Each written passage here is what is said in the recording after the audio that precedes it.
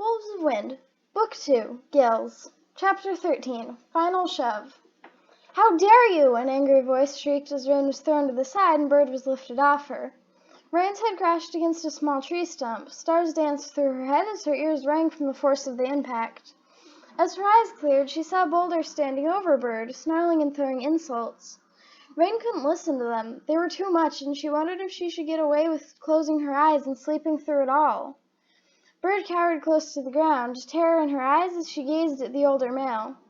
"After all I did to get with her, you think you can take her away from me? She's mine!"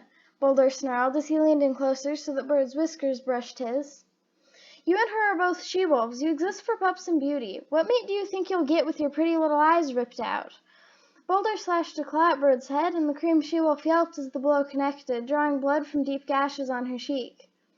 "If you think you can stop me and her and our pups from being together, then you can go back to your pack and tell them—" Rain's adrenaline blazed as she leapt up, running at Boulder and ramming into him. He let out a startled cry as he rolled away from her and towards the edge of the cliff.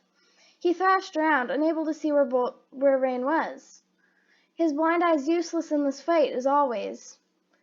Rain looked back at Bird, who was trembling in fear and pain. A long gash raked her shoulder that would surely scar, along with the one that Rain had seen Boulder give her, of course.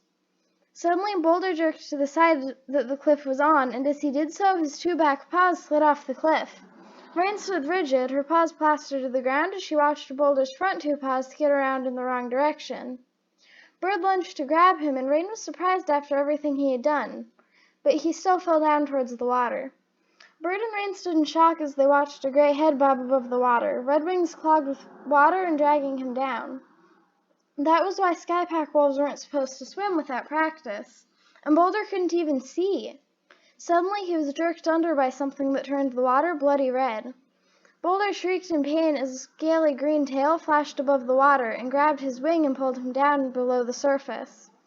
Red bubbles floated to the surface as the blind wolf's thrashing and water churning stopped. I'm so sorry, Rain. I tried to help," Bird gasped, clearly out of breath.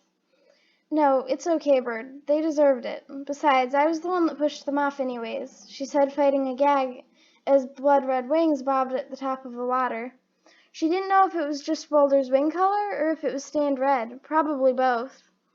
"Listen to your head, not your heart," a voice whispered in Rain's ear. "Bird, we've been through a lot, and I know you're Alpha River Pack now, but will you be my mate?" Rain asked, hopefully but honestly.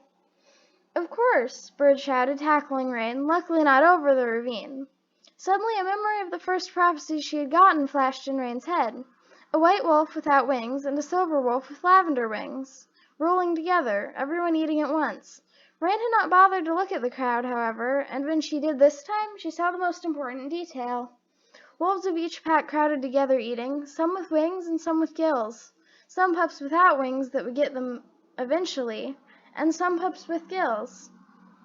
"So, Skypack has fallen, but that doesn't mean that we can't still have a pack. We should make a new pack," Bird said happily as she entwined her tail with Rain's.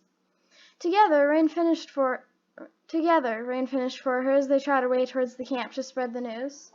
A new pack was forming, a better pack and a stronger pack, a united pack.